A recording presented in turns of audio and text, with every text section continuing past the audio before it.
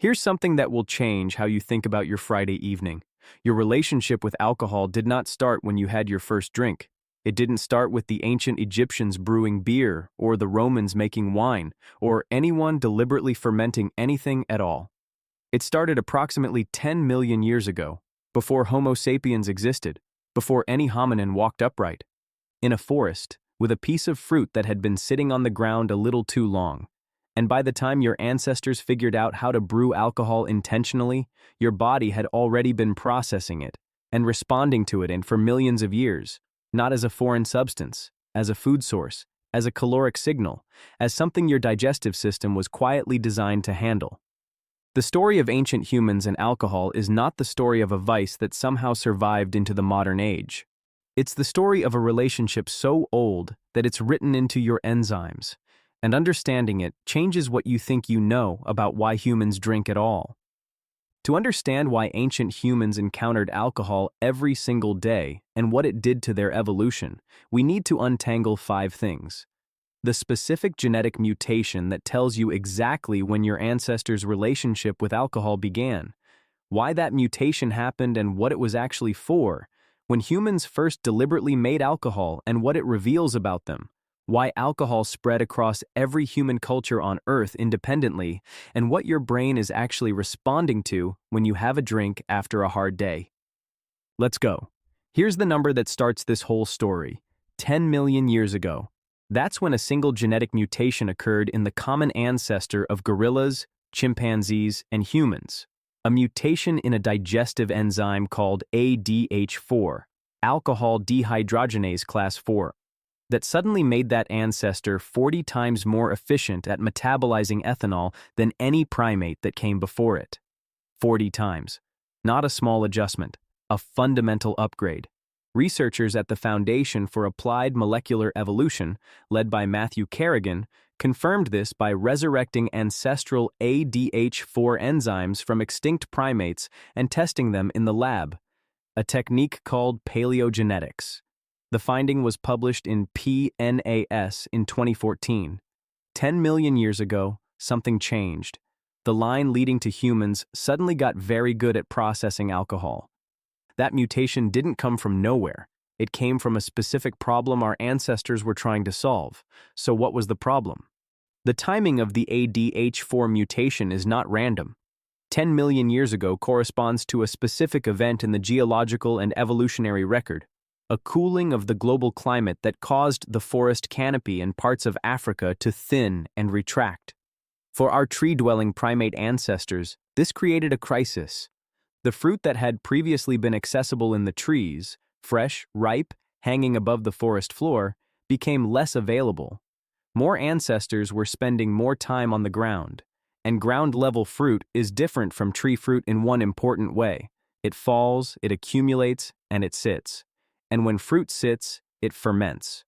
Naturally fermenting fruit contains ethanol, typically at low concentrations, between 1 and 8%, depending on how long it's been sitting and how warm the environment is.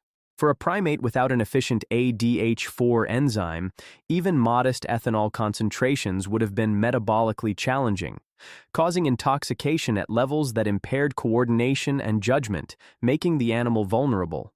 But for a primate with the upgraded ADH4 mutation, the same fermented fruit was something else entirely, a caloric windfall. Ripe and overripe fruit is calorically dense. Fermented fruit even more so. The fermentation process breaks down cell walls and makes the sugars more bioavailable. A hominid that could detect the smell of fermentation, approach the source, and process the ethanol without being incapacitated had access to a food source its competitors couldn't exploit as efficiently. This is the core of what biologist Robert Dudley calls the drunken monkey hypothesis. The idea that the human attraction to alcohol is not a cultural accident or a modern invention, but an evolutionary signal. Ethanol in fruit was a reliable indicator of caloric richness. The smell of alcohol meant food. The body that responded positively to that signal, that found it rewarding rather than aversive, ate more of the right things and survived more winters. 10 million years ago, your ancestor sniffed a piece of rotting fruit on the ground and thought, "That smells promising." Your Friday evening is, in some sense, the continuation of that moment. The ADH4 upgrade didn't make your ancestors drunk. It made them functional while eating food that contained alcohol as a byproduct. Big difference. The amount of ethanol in naturally fermenting fruit is low enough that the enhanced enzyme processes it efficiently. The animal gets the calories without the incapacitation. But here's what that evolutionary history set up. Millions of years later, when humans did something unprecedented, they figured out how to concentrate the process. Here's where the deliberate part begins, and where the archaeology gets surprising. The oldest confirmed evidence of intentional alcohol production was found at Raqefet Cave near Haifa, Israel, in 2018. Archaeologists led by Li Liu from Stanford University found stone mortars containing residue of a wheat and barley-based beer produced by the Natufian people approximately 13,000 years ago. 13,000 years. That's 3,000 years before the earliest evidence of organized grain agriculture. Before farming, before cities, before writing. This is the detail that stopped the field cold. The Natufians appear to have been brewing beer before they were consistently growing grain, which raises the possibility, seriously entertained by archaeologists including Lou and Patrick McGovern of the University of Pennsylvania, that the desire for fermented beverages may have been one of the forces that drove the development of agriculture, not the other way around. Humans may have started farming partly to brew. The beer before farming hypothesis is still debated, and the honest answer is that causality here is complicated. Alcohol and grain agriculture likely co-developed in a mutually reinforcing way rather than one cleanly preceding the other. But the Raqefet evidence makes something undeniable. Deliberate fermentation was a priority early enough in human history that it predates most of what we think of as civilization. And it wasn't just the Natufians. What's most striking about the archaeological record of alcohol is how universal and independent it is. At Jiahu in China, chemical analysis of 9,000-year-old pottery fragments revealed residue of a fermented beverage made from rice, honey, and fruit, identified by Patrick McGovern and colleagues and published in PNAS in 2004. In the Zagros Mountains of Iran, wine residue has been confirmed in pottery dating to around 7,000 years ago. In Sudan, evidence of fermented sorghum beer has been found from approximately the same period.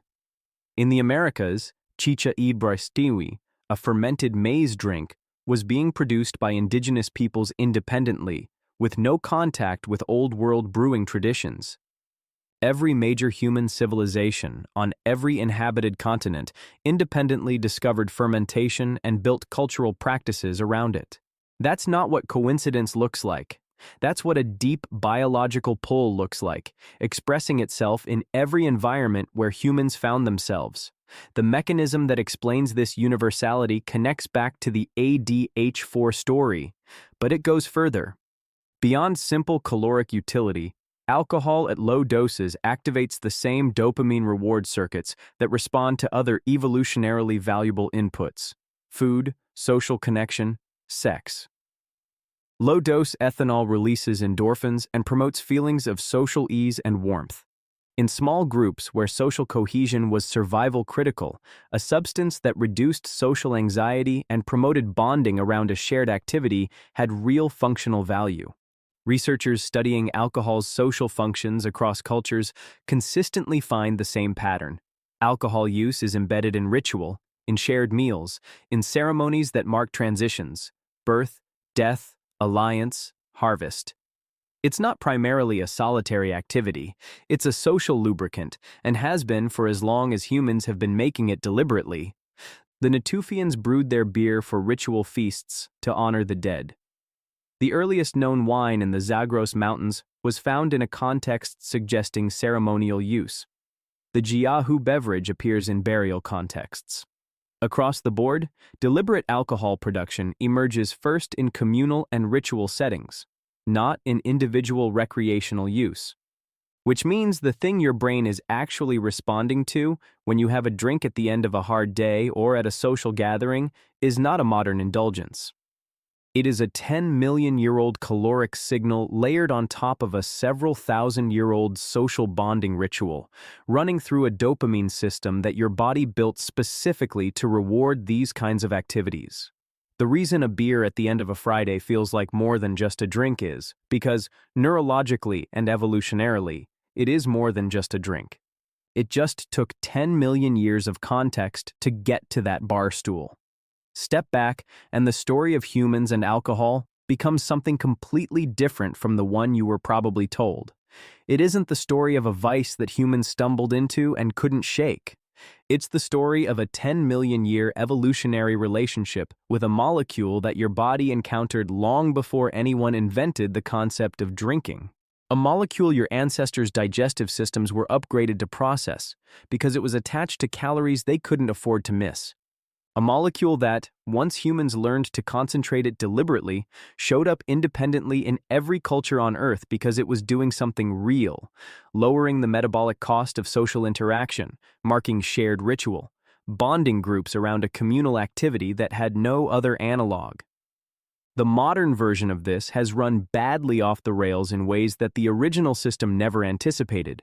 Alcohol at industrial concentrations, available continuously, consumed alone. That's not what the system was built for, and the consequences reflect that. But the pull itself? That's not weakness. That's 10 million years of evolutionary signal, still running underneath everything.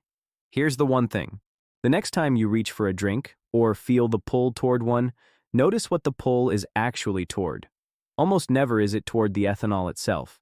It's toward the end of the day, toward the transition from work to not work, toward other people, toward a ritual that marks something, toward the feeling that the hard part is over and the social part has begun. Those are real needs. They are old needs, and alcohol has been meeting them, imperfectly at a cost, for as long as humans have been deliberately making it. The question worth asking is not why you want a drink. The question is what the drink is standing in for. Transition, connection, ritual, reward. Because if you can name what you're actually reaching for, you can ask whether alcohol is the best way to get it, or just the most available. 10 million years of evolution built the craving. You get to decide what answers it. And if it surprises you that a substance your brain treats as a reward signal was built into your biology millions of years before anyone brewed it deliberately, wait until you hear about the other thing ancient humans consumed that did the same thing, but for a completely different reason. Why ancient humans ate poisonous plants on purpose, and what it reveals about how your brain handles intensity, that one's next.